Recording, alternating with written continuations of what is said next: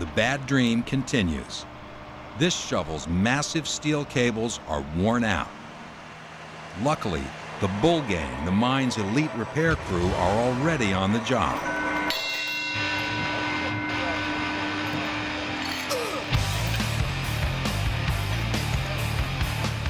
These are the guys that are out there in the mud and in the grease, all sorts of weather.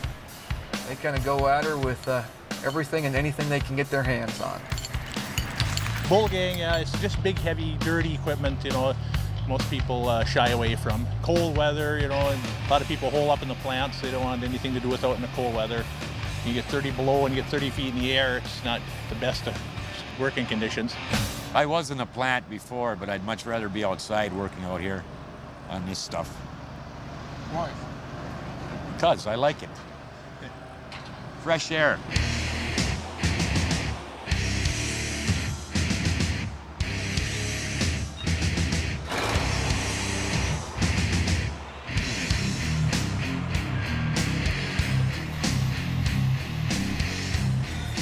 Even with the Bull Gang hard at work, it could still take hours to get the shovel back in action.